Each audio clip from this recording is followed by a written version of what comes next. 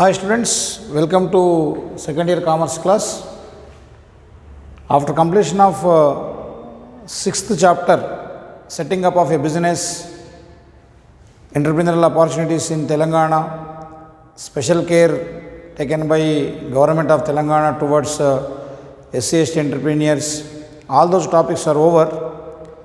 Now we have come into the new chapter number 7 called as internal trade. Okay, it is only a recap of your first year. Okay, in first year we have learnt about trade. What is trade? Many of the students may not have that much memory. Trade is buying and selling of goods. Trade refers to buying and selling of goods with an intention to earn profit, with an objective of earning profit is called as trade. And we have also discussed that trade is of two types basically.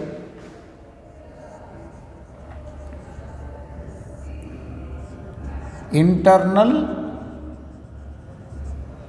international.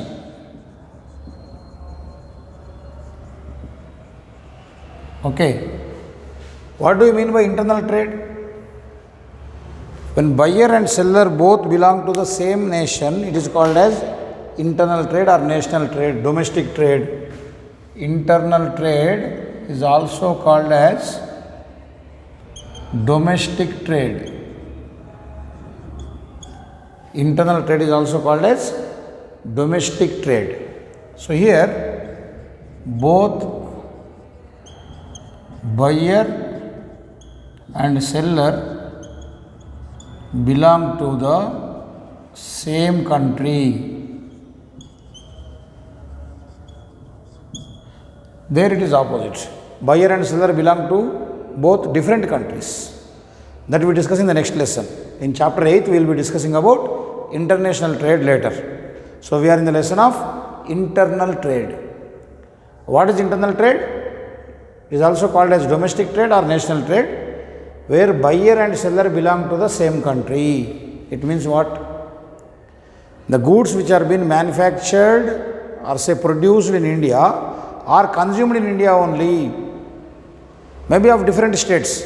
Maybe commodity manufactured by Telangana may be used in Gujarat, or a product manufactured in Gujarat may be used in Telangana, or the rice produced by Andhra Pradesh may be used in Karnataka, or say the wheat produced in Punjab may be used by a Telangana trader. So within the country, that means internal trade is a trade which carries out between two persons belonging to the same nation.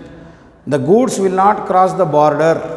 The goods will not cross the border, and you need not exchange the currency.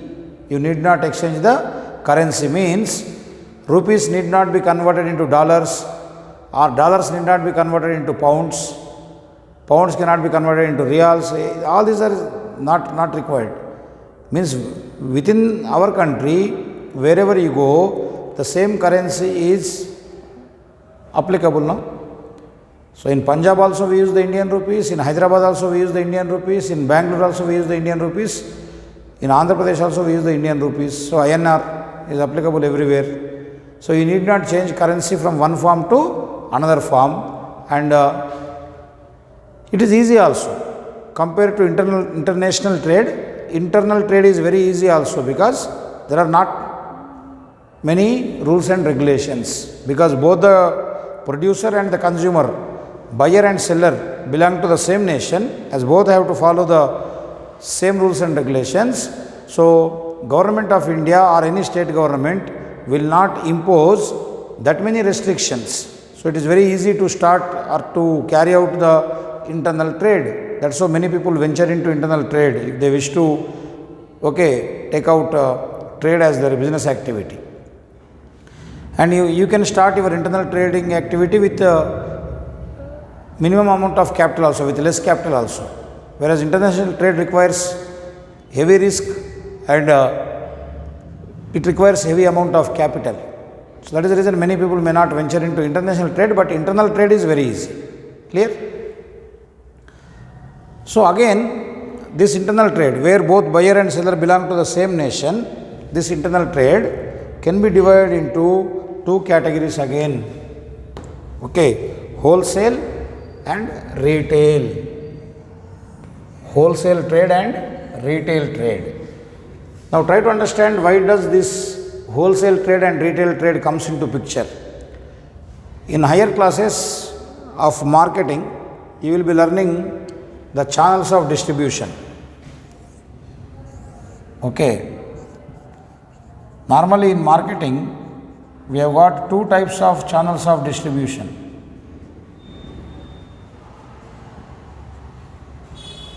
One is direct channel.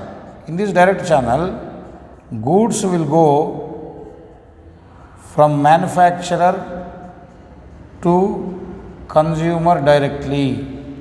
There are no middlemen.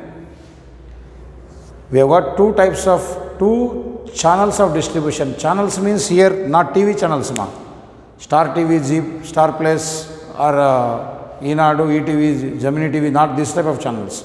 Channel means the way the goods reach the customer or the consumer are called as channels of distribution. So we have got two channels. First one is the direct channel. Direct channel refers to that where the goods will reach from manufacturer to consumer without any middlemen. You can see that arrow mark. Goods will go from manufacturer to consumer without any middlemen. For example, a manufacturer will establish his own outlets like Raymond's, Bata shoe. Okay. So Bata company, what does it will do? It manufactures the footwear and it will have its own retail showrooms in the name of Bata only. They don't depend on others to sell the product. So when the manufacturer himself establishes his own outlets in order to sell his product, it is called as direct channel of distribution. On the other hand, when this is not possible for all the companies, it is not possible for all the manufacturers to set up their own outlets, we go for indirect channel. Indirect channel of distribution. In indirect channel of distribution, what happens?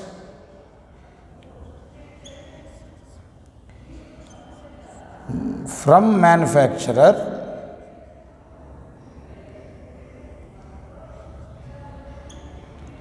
goods will go to wholesaler,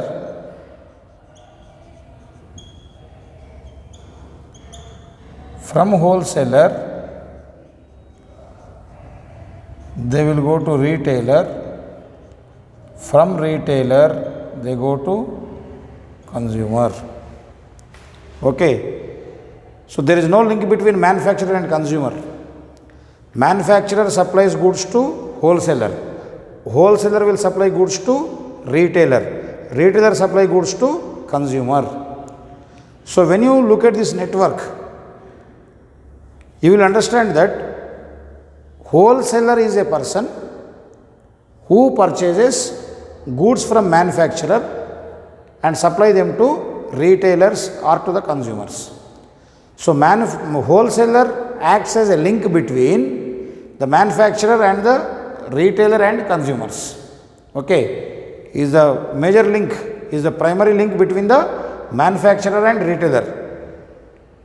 In sometimes wholesaler may have link with consumers also.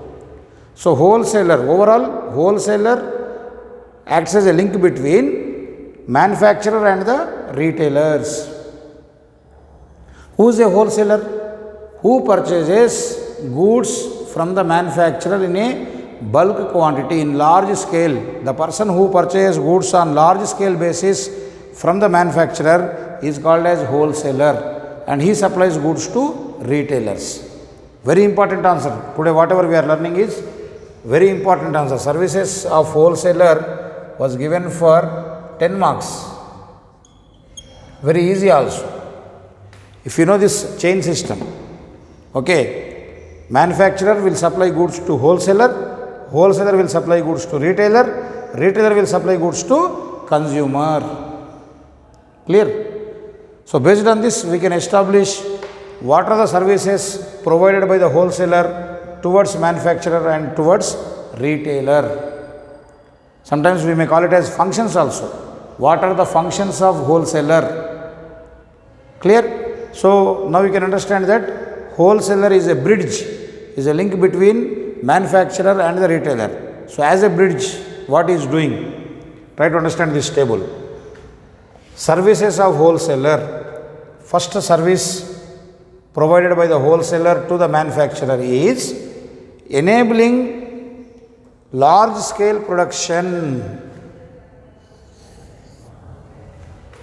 See, how come a manufacturer can go for large scale production? Manufacturers can go for large scale production when they are guarantee of sales, when they have got advance orders. So ultimately that helps the producers, that helps the manufacturer to produce goods on large scale basis. Large scale basis means producing large number of units. Suppose if I produce only 50 units of these markers, it is small scale. If I produce 5000 markers, it is large scale. So how can I produce 5000 markers? When I have the orders. When different wholesalers give me order, sir, give us 1000 markers by December 1st, November 20, you give us 1000 markers. Like that, if I get orders from different people, so naturally to meet the demand, I will go for large scale production. If I am not guaranteed of these sales, I don't know how many units I can sell in the market, so I can't produce goods on large scale basis. Got it, ma? So wholesalers will give orders to the manufacturers in advance. So automatically the manufacturer has got the guarantee of selling goods in the market, so he can focus on that production. Naturally he will go for large scale production. And you know, being a commerce student, what are the advantages of large scale production? The cost of the product, cost of production will come down. Suppose many times I have given this example last year. If I produce 50 markers,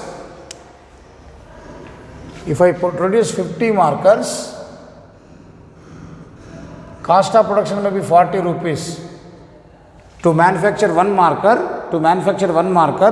I may have to spend 40 rupees towards material, labor, etc., etc. But if I produce 5000 markers, I can produce it only for 30 rupees. Because once the scale increases, if the quantity is increased, ultimately I can buy the raw material at cheaper rate. I can use advanced technology. Okay. So when I use sophisticated and advanced technology and large quantity of material is purchased at a time, so I got the advantage of material and I got the advantage of labor. So my cost of production will come down. So you can hear many times I have given the examples. If 40 rupees is the cost of production, I have to sell for 45 rupees. If 30 rupees is the cost of production, I can sell it for 38 rupees also. So at this stage, selling price may be 45 rupees and at this stage 38 rupees I can fix. Even though you are increasing your margin of profit, still it is less than 45. So you can sell more number of units over here. Okay, as you know in your economics, price decreases, demand increases. So here you can have lowest selling price because your cost of production is very less. So how do you fix the selling price? Based on the cost of production. So if this book, if I can print it for 100 rupees, I will fix the selling price at 125 rupees.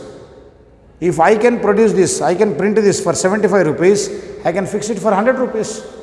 So if the cost of production has decreased, selling price also decreases, that ultimately increases your demand for goods and services. So here, manufacturer is allowed to go for large scale production because the wholesaler is giving you the order for bulk quantity. Then sharing of risk. Naturally, when you manufacture the goods, you got the risk of losing your investment. If the goods are not sold on time, if you don't get the orders, and if you don't get the money back on time, naturally you may lose your investment. But here, because the wholesaler is taking the responsibility of selling goods and he is taking care of the market, so naturally the risk of manufacturer is transferred to the wholesaler. Okay, next.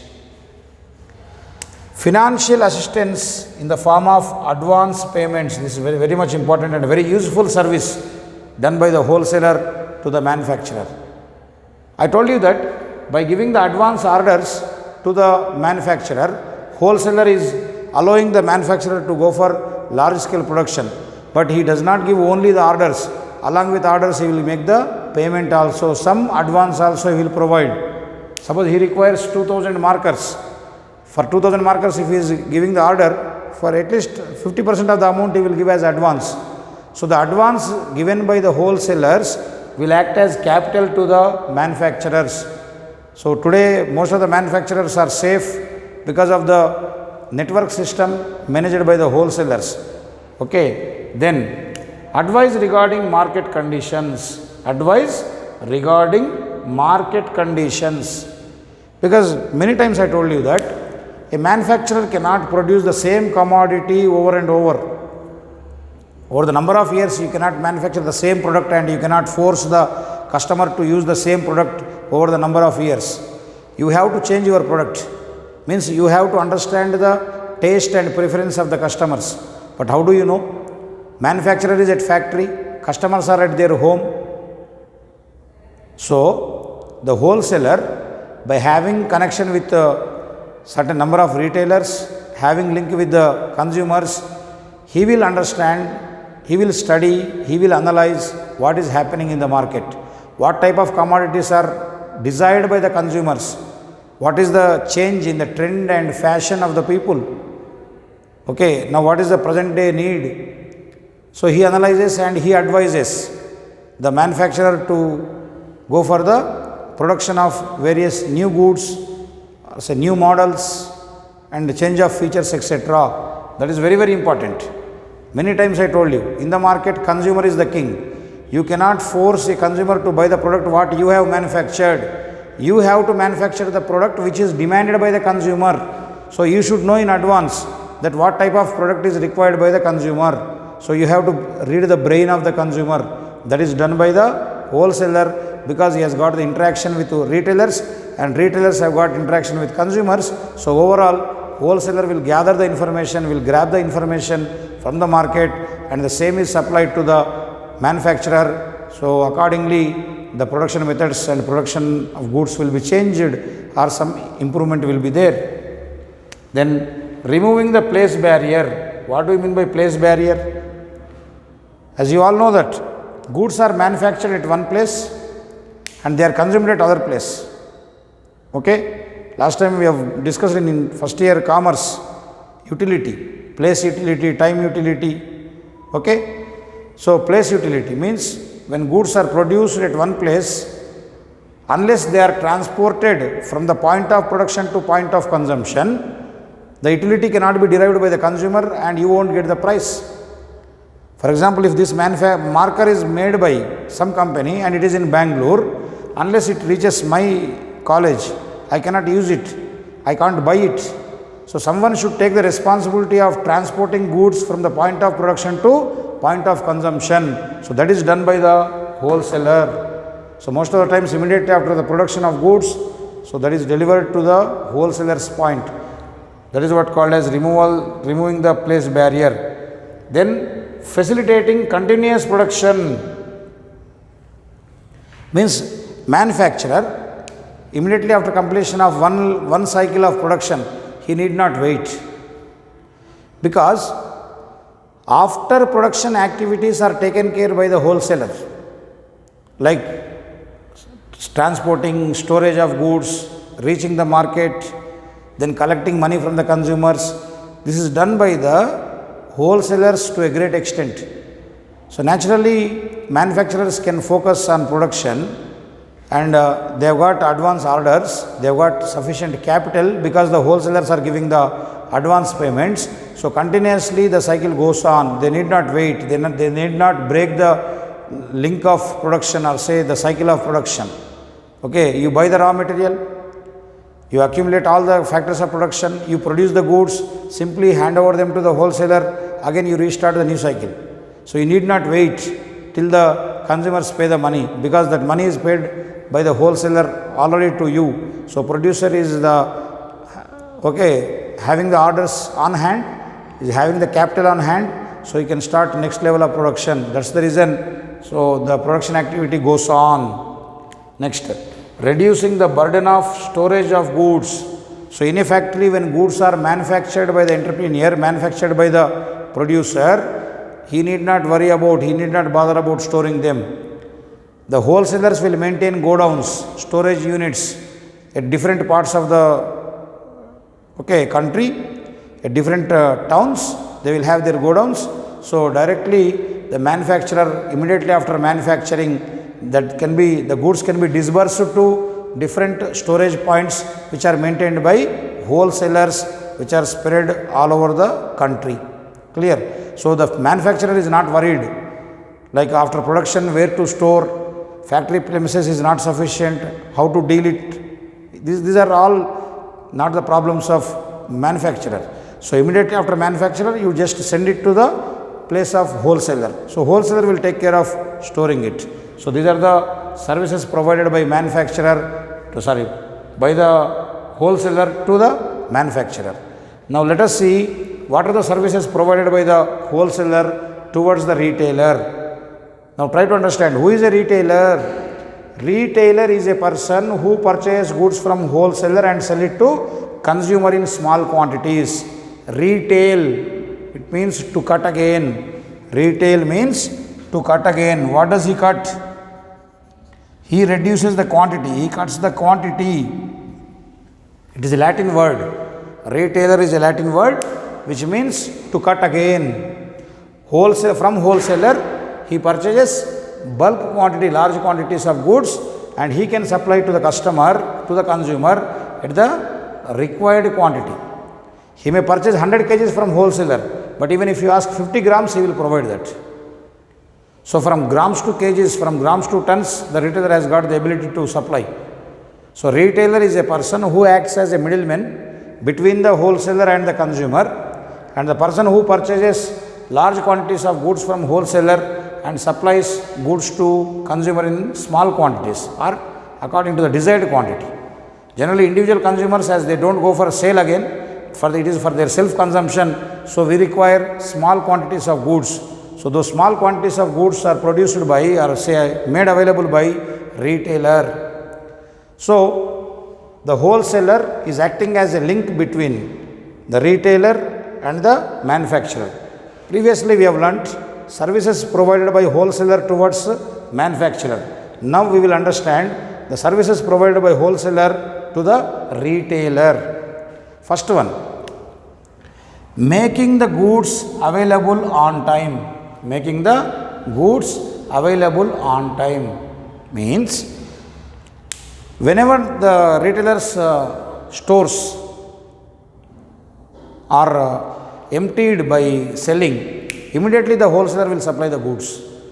Many times you might have observed while going to the kirana shop or medical shop, just nowadays we are just calling them. Yes, we require some 20 tea powder packets, 100 boost sachets, some 20 this type of soaps. They will give the order. So by evening, the wholesaler will supply them through by auto or some other means of transportation. So always the wholesaler will see that retailers outlet is filled with stock. Clear? So the retailer is not worried about the maintenance of stock. It is called as stock replenishment. It is called as stock replenishment. Means retailer showroom में जैसा ही माल खत्म होता, immediately wholesaler लाके भरते रहता. So that is the reason you can see in front of every supermarket or in front of every kirana shop, always you find 2 to 3 autos from different agencies will be coming. So just they go on filling the stock, whatever you have emptied. So retailer is not bothered about the stock maintenance. So as soon as he sells off the wholesaler will be supplying. So now you are tension free. Next, lending marketing support. Lending means giving. So because retailers are not that financially strong as wholesalers, they cannot do advertising on their own, they cannot do marketing on their own. So on behalf of retailers, many a times wholesalers will support them in the marketing system. Like they give you offers, the various offers, discounts, bumper draws, and display of goods is done by wholesalers only. Because wholesalers are economically strong when compared to retailers, so they have got the ability to afford that cost of advertisement. So on behalf of retailers, wholesalers only will give the advertisement in newspapers. So they have got some excellent marketing staff. With that, they approach the customers. In order to attract the customers, many a times we see in market various offers like buy one get one free, or say festival 25% discount, or say Diwali bumper draw 1 kg gold, 2 kg silver by various showrooms. All these are managed by wholesalers only. That is what called as lending marketing support. Then comes extending credit facilities. What do you mean by credit facilities? Providing you goods and taking money at a later time. That is what called as credit facility, udar dena. So most of the times wholesalers will provide goods to retailers on credit basis, because retailers can get money only after selling to the customers. So there may be some time gap. So wholesalers will supply goods to retailers and will give them time of 15 days or 1 month. So once the retailer sells the goods to customers, then they can get back. So that credit is given by wholesaler only. Next, sharing of specialized knowledge. Sometimes certain products require knowledge about how to use it, like various electronic items, electrical items, domestic goods, modern refrigerators, or say advanced washing machines, or say various things are there in market. Sometimes the consumer may require some sort of education. So here the wholesalers, by appointing the technicians, by giving the after sale service like free demos, so they help you to share the knowledge. That means wholesalers, because they are experienced, they have got the product knowledge that can be shared with the retailers through their technicians or through their experts. So that will help ultimately the consumer, and he will understand how to use the product. Next, risk bearing and risk sharing. Here also same, because retailer till it is not sold to consumer and he cannot get back his investment. But because the wholesaler is giving credit, advertisement responsibility, marketing responsibility is taken by the wholesaler. So retailer is not having that much burden.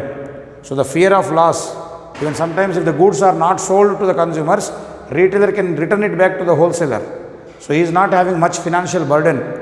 So he is very safe. Retailer is very safe. Only when the goods are sold, moving away, then he can get from the wholesaler. If the goods are not sold, he is not bothered. Much of the responsibility of sales is taken by the wholesaler. So that's how the retailer's risk is reduced.